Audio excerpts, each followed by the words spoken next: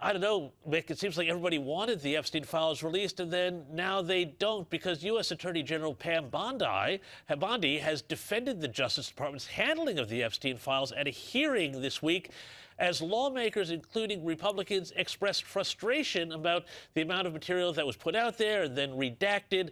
The day started with a call from survivors demanding more names being released.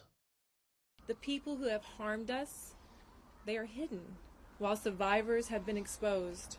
Abusers' names and contact information is redacted, while our faces and stories are left on full display. And survivors of Epstein's abuse even released this announcement on Super Bowl Sunday. After years of being kept apart, we're standing together. Standing together. Because this girl deserves the truth. Because she deserves the truth. Because we all deserve the truth. It doesn't get any bigger than that, and we finally got to the hearing of Attorney General Pam Bondi, except it was more of an attack than an actual hearing when Bondi was ambushed. Have a look at this. Merrick Garland sat in this chair twice.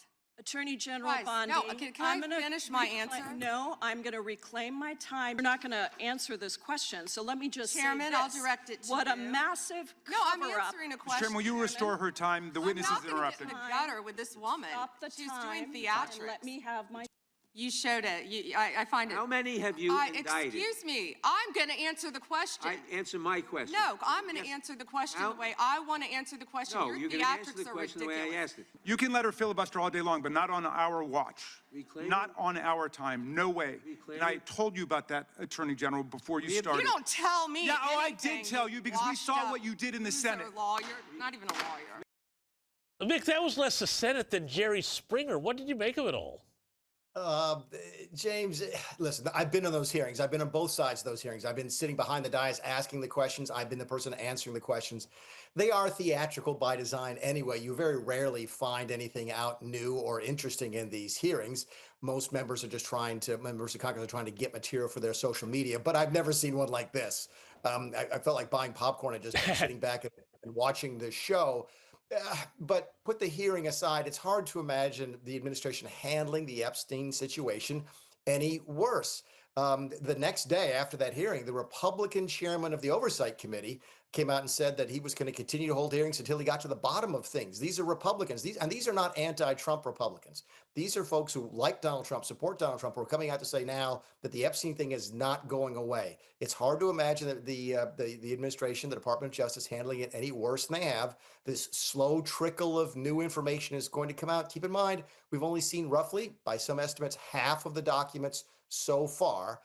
This is going to be the gift that keeps on giving that nobody wants in this administration. Well, I mean, it does look like it's having a lot of repercussions around the world. I suspect Keir Starmer's government in the UK is going to fall as a result of some of the revelations in these files. But in the U.S., it strikes me that the politics of this actually should be playing Trump's way, and they aren't, because, you know, Epstein has almost now become a byword for the billionaire elite class that everybody hates as part of the general populist vibe. Why isn't it catching fire more for Trump in the other direction? Populism. That's a great question, by the way, and I've not heard anybody here ask it. This is the answer. There's a populist movement right now on the left and the right in the United States, all around the world, but especially here.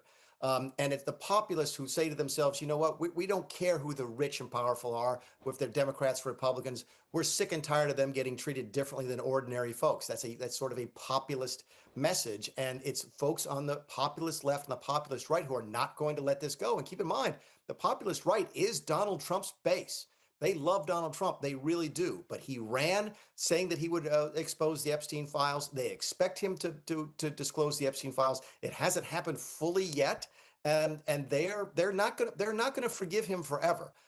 The administration needs to figure out how to handle this better than they have, because the base is the folks right now demanding that there be better disclosure on these files.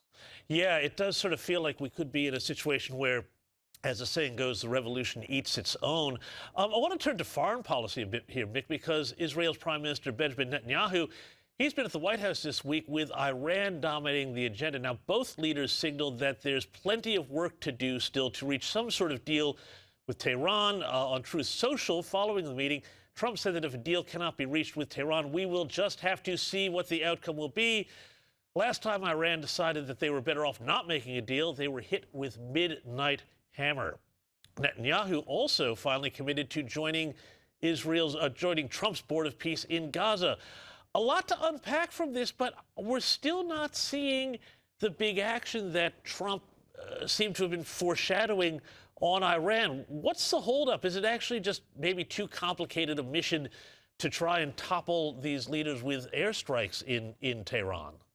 Two things, and you and I may have talked about this last week. What would be the two things that would keep Trump from moving right now? Number one, that they aren't ready physically. They don't have the assets in the area. Now, they have been moving assets into the area. There's reporting here in the last 24 hours that there's a second aircraft carrier headed to that part of the world. But the other issue is this. I'm not sure the administration is convinced yet that a sort of a political decapitation, taking out the leadership of Iran, would make things better, or might it make it worse? In Venezuela, they knew what would happen. They'd take Maduro out and the vice president could take over and there'd be a government to run the country. It wouldn't descend into immediate chaos. I'm not sure they've satisfied themselves yet of what would happen in Iran if they take out the senior leadership. So it's those two things, that the assets, the military assets in theater, I think are going to be solved here in probably the next couple of days. But if you continue to see a delay by the Trump administration on military kinetic action, it's because I don't think they're convinced yet that it would make things that much better and could make things worse. And is there a danger, Mick, just very quickly, that, all politics is local, that people who voted for Trump saying no more foreign wars would just say, oh, we did not vote to get involved in this sort of stuff in the Middle East?